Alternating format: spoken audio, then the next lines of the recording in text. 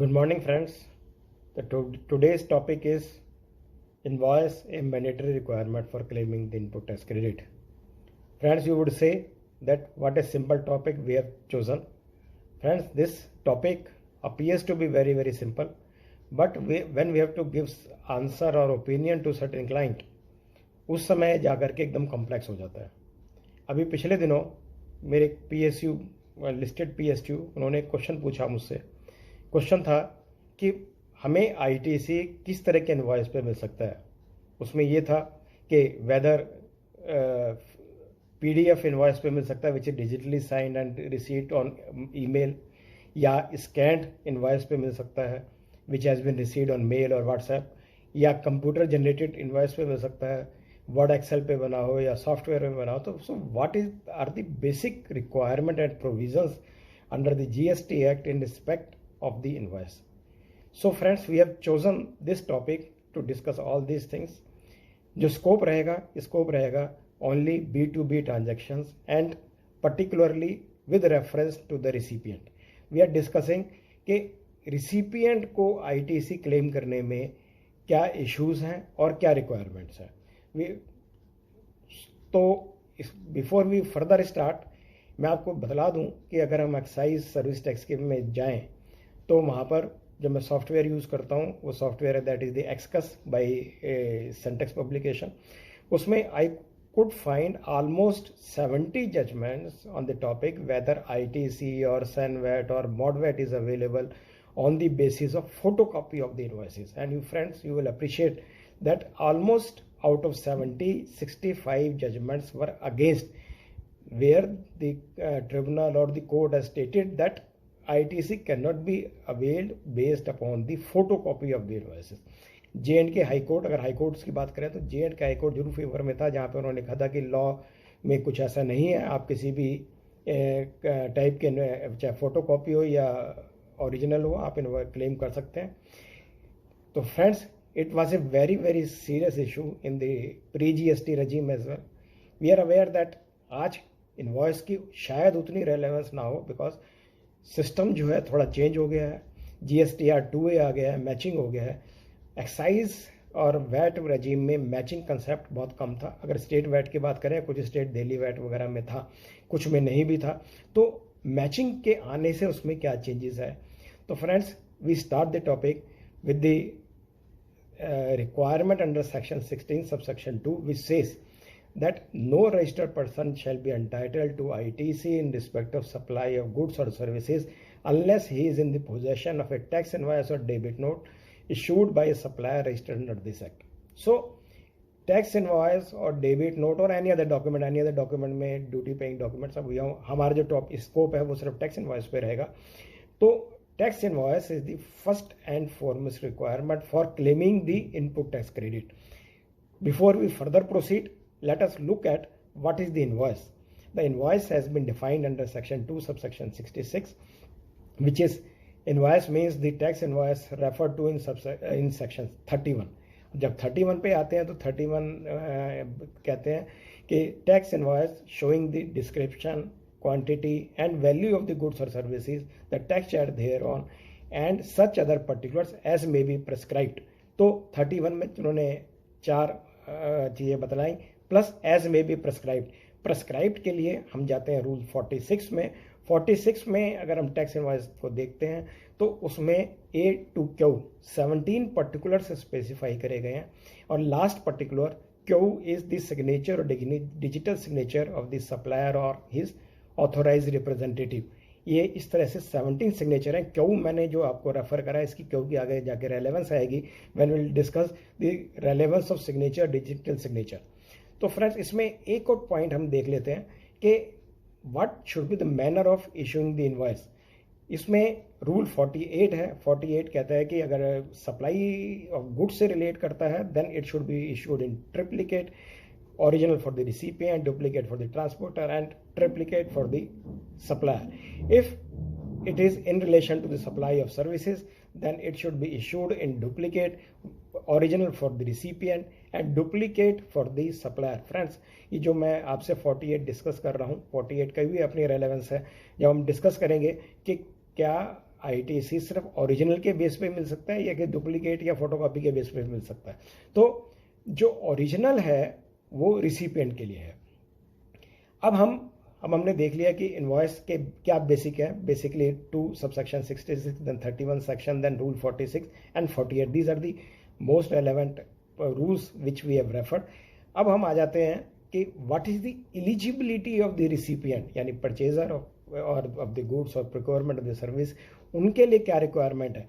पहली requirement section 16(2) we have already seen कि अगर मेरे पास टैक्स इनवॉइस या डेबिट नोट नहीं है तो मुझे ITC नहीं मिलेगा। यहाँ पर उन्होंने ये नहीं लिखा है कि ओरिजिनल होना चाहिए या photocopy, but it should be a tax invoice. अच्छा फ्रेंड्स, एक चीज़ को नोट करिए कि we are discussing not only the ITC, we are also discussing with regard to refund, क्योंकि रिफंड में भी तो यही इनवॉइस चलना है और वहाँ पर भी ITC ही की बात है, तो ITC मिलेगा तो रिफंड भी मिल जाएगा। तो इसलिए पहली रिक्वायरमेंट आई 16(2) में सेक्शन में। Then there is another requirement in rule 36 which is also in relation to ITC, which says that tax invoice issued by this registered person should be as per section 31 और debit note है तो as per 34 होना चाहिए।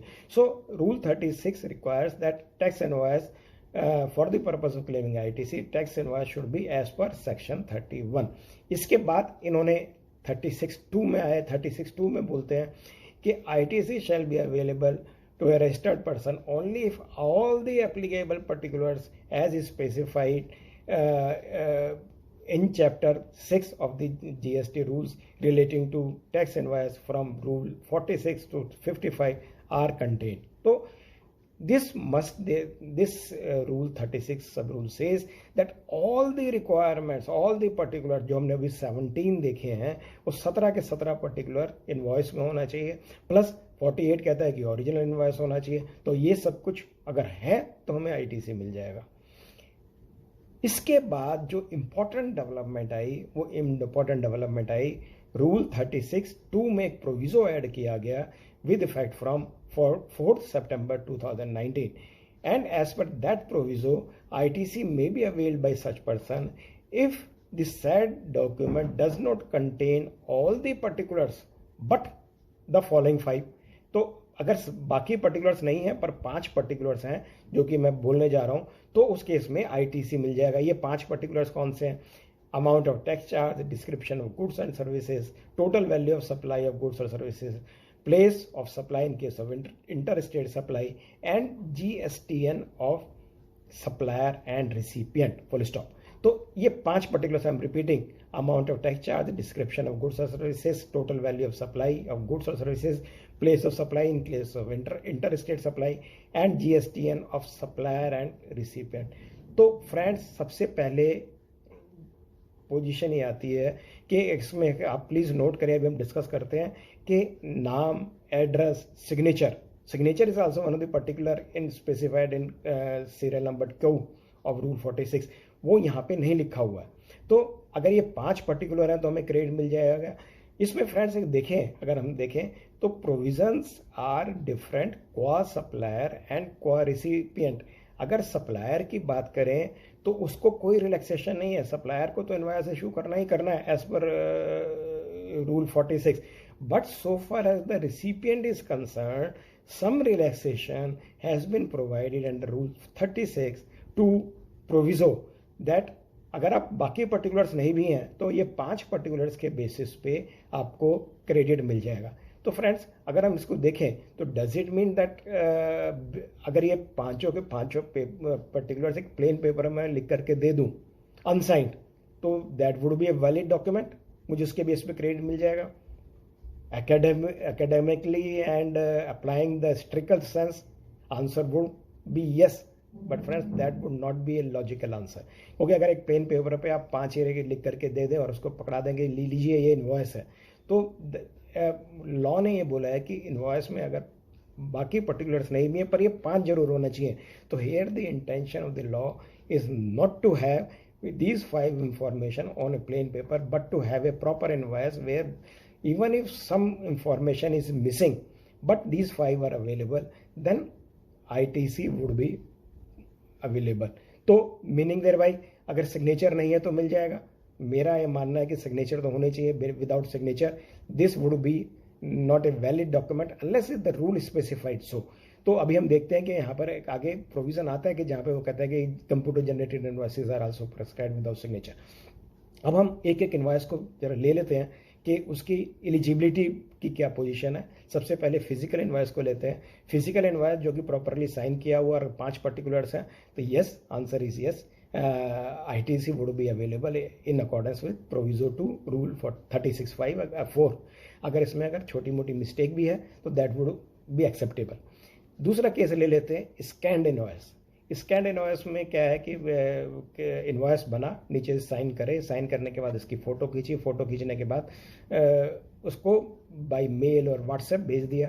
तो whether ITC would be available, friends मेरा मानना है कि this is not a valid document. अगर अब प्रोविजो टू रूल 36(2) को अगर अप्लाई करेंगे तो आंसर शायद यस हो जाए, बट मेरा मानना है कि that would not B a valid document और हमें उसके बेस पे ITC मिलने में जरूर प्रॉब्लम आएगी। तीसरा पॉइंट इसमें आ जाता है कि एक तीसरा केस ले लेते हैं कि डिजिटली साइंड एंड मेल। अगर मैंने एक इनवॉइस बनाया, वो मे बी वर्ड पे बनाया या एक्सेल में बनाया या किसी सिस्टम पे बनाया, उसको मैंने PDF में कन्वर्ट करा, डिजिटली साइन करा और मेल कर दिया, तो whether ITC would be available? Certainly the answer would be yes. Yes, it is digitally signed. Digital sign has been permitted under clause Q of the rule 46, therefore it would be available. The last category, which is also very very important, that is the computer generated invoices. So what exactly is computer generated invoices? इसमें 5th proviso to rule 46 देखें तो वहाँ पर उन्होंने कहा है कि provided that signature और digital signature of the supplier और his authorised representative shall not be required in case of issuance of electronic invoice as per the provisions of information technology act 2000। तो अगर IT एक्ट 2000 के हिसाब से अगर कोई electronic invoice generate होता है, इन दैट केस सिग्नेचर और digital signature would not be required. तो what does it mean? IT act के हिसाब से क्या मैं अगर वर्ड या एक्सेल में अगर एक इनवॉइस जनरेट करके भेज दूं, will it be covered as a electronic invoice? My answer would be no, क्योंकि बिकॉज अगर आप वर्ड या एक्सेल में अगर आपको इनवॉइस जनरेट करते हैं, that is merely printing of the invoice. या अगर आप एक फॉर्मेट डाल लिया, फॉर्मेट डालने के बाद उसको प्रिंट कर लिया, that is the printing. But if the invoice is generated in SAP और Tally or some invoice software, in that case position would be different and that would be considered as electronic invoice. Particularly there must be adequate control. Adequate control की क्या हम बात करते हैं friends? इसमें अगर हम अपने सारे प्रोविजंस को रिकंसाइल करें तो रिकंसाइल करने के बाद आप देखेंगे कि invoice should be signed either digitally और physically by the authorised representative और द सप्लायर। तो हमारे पास एडिक्वेट कंट्रोल इस तरह से होने चाहिए कि that the final approval should be in the hand of the authorise signatory. Meaning there भाई कि अगर मान लीजिए मेरा क्लर्क कोई एक इनवॉइस बनाता है, क्लर्क ने इनवॉइस बनाया, इसको अप्रूव किसी ऑफिसर ने करा, उसके बाद अल्टीमेटली जो अप्रूवल होना चाहिए वो approval in the hands of the supplier और in the hands of the authorise signatory होना चाहिए। जैसे हम RTO में भी जाते हैं, अगर हम लाइसेंस बनवाने जाते हैं ड्राइविंग लाइसेंस, तो सारे फॉर्मेलिटीज़ होती रहे, लास्ट में जिस समय हम RTO साहब के पास जाते हैं वो एक अप्रूवल करते हैं, जस्ट एंटर करते हैं, एंटर करने अप्रूवल करने के बाद it is a sort of electronic signature जहाँ पर उन्होंने अप्रूव करा। तो इसी तरह से मेरे इनवॉइस में जो सॉफ्टवेयर है, चाहे वो SAP हो या Tally हो या और कोई हो, तो there must be adequate control for the authorization by the authorise signatory. अगर नहीं है तो then it would be difficult, because कि ऐसे में तो फिर अगर मान लीजिए कोई मान लो क्लर्क है, वो रोज बैठे हुए इनवॉइस जनरेट करता रहेगा और भेजता रहेगा, can it be a valid invoice if it is not approved by authorize signatory? Answer would certainly be no. तो हमें इसमें ये जरूर देखना चाहिए कि there must be adequate control. फिर दूसरा एक लास्ट पॉइंट एक और आ जाता है कि how to reconcile the original copy of the for the recipient. उसमें हमने अभी 48 में देखा कि original copy should be marked for the recipient. अब अगर हम मेरे पास अगर मान लीजिए डिजिटली साइन इनवॉइस है या कंप्यूटर जनरेटेड इनवॉइस है, कंप्यूटर जनरेटेड का मैं एक और एग्जांपल बता देता हूँ। फॉर एग्जांपल अमेजन से आप कुछ परचेज करते हैं, फ्लिपकार्ट से कुछ परचेज करते हैं, एक इनवॉइस तो उसके साथ आता है, वो कई बार ख़राब डैमेज भी हो जाता है, तो उसमें फैसिलिटी है अमेजन के सॉफ्टवेयर में। आप जाकर के अमेजन के साइट पे जाइए, उसका एक इन्वाइस प्रिंट आउट कर लीजिए। तो मैं जितनी बार चाहूँ उतनी बार इन्वाइस प्रिंट कर सकता हूँ। इसी तरह से अगर कोई हमारे मान लीजिए कोई PDF इन्वाइस आता है, तो वो भी मल्टीपल टाइम प्रिंट हो सकता है। तो every time it would appear to be original invoice. तो क्या ये मल्टीपल प्रिंट्स निकल सकते हैं? Friends, so far as the अगर हम स्टिकर रूल्स लगाएंगे तो सर्टेनली आंसर की भाई एक ओरिजिनल इन्वाइस होना चाहिए। मल्टीपल प्रिंट का क्या मतलब होगा कि अगर मात्र तो एक ही इन्वाइस पे कई दफ़े हो जाएगा। तो ideally there must be check in the system itself कि जब आप उसका प्रिंट आउट निकालें तो ओरिजिनल जो मार्क्ड है वो सिर्फ एक ही बार ही निकले, उसके बाद अगर निकले तो वो डुप्लीकेट निकले। मुझे याद है कि सी फॉर्म में जब कुछ स्टेट्स में ऐसे प्रिंट आउट के ऑप्शंस थे कि फर्स्ट टाइम तो ओरिजिनल निकलता था और बाद में डुप्लीकेट निकलता था। तो इसलिए, और ओरिजिनल सिर्फ एक ही दफ़ा निकलता था। तो अगर इस तरह का कोई कंट्रोल इन बिल्ट है then that would be better one. अगर हम बायर के एंगल से सोचें, अगर बायर के एंगल से आप सोचें कि बायर को किस तरह से, how the buyer would ensure that in case of computer generated invoice और फिजिकल इनवॉइस, कि कंप्यूटर जनरेटेड में it has been authenticated by the authorize signatory, वहाँ पर एक एडुकेट कंट्रोल है जैसे भी हमने डिस्कस करा। या अगर हम फिजिकल इनवॉइस करें तो it has been signed by the authorize signatory, मान लीजिए सिग्नेचर होकर के आ गए, तो बायर के पास क्या मैकेनिज्म है to verify whether it has been signed by the authorize signatory? Friends, he does not have any mechanism.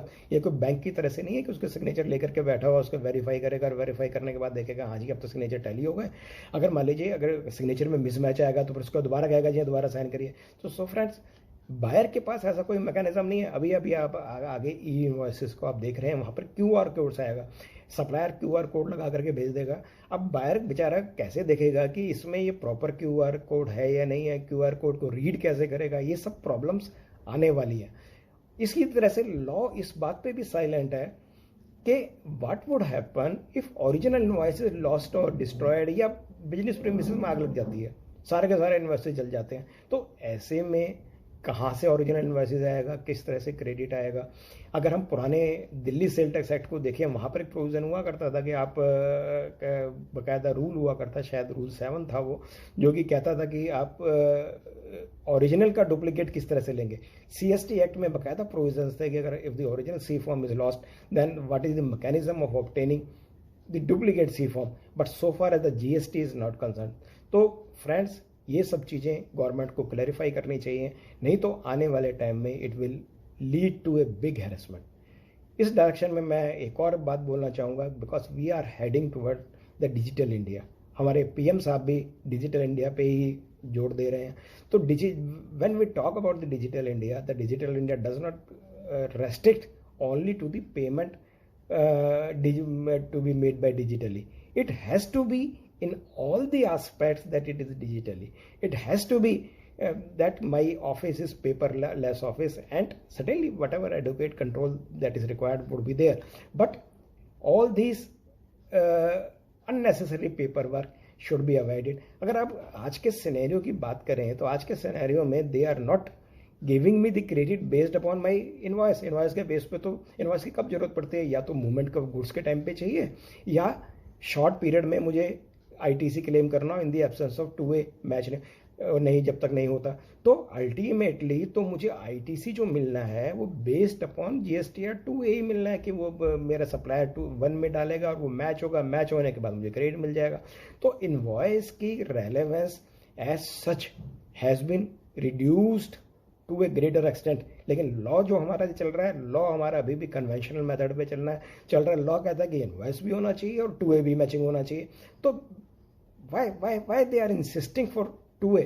Then invoice के बेस पे क्रेडिट दे दो। अगर इनवॉइस की रेलेवेंस आप कहते हैं कि डिस्क्रिप्शन होनी चाहिए, वो होना चाहिए, इसके लिए इनवॉइस की रेलेवेंस है, तो these 1 or 2 columns may be added in GSTR 1 so that there should be minimum need for the invoice. Unnecessarily paper work को अवॉइड करना चाहिए और अननेसेसरली हरेसमेंट, क्योंकि जिस समय हम असेसमेंट के टाइम में जाएंगे, ऑडिट के टाइम में जाएंगे, the officer might say that where is the invoice. आप कहेंगे जी इनवॉइस तो पता नहीं कहाँ पर है। अब even if 2A is match then that may lead to the harassment. I would request that the government must take the initiative and this should be a digital India in all the aspects, and relevance of invoice should be minimized and requirement of the invoice should be minimized, because it gives unnecessarily hurdle in doing the transactions digitally. With these friends, I like to conclude, because this invoice मैंने सोचा कि इसको जो भी whatever research and development I have made in respect of the invoice I should share with you. With this I like to thank you. Thanks friends. Have a good day. Thank you.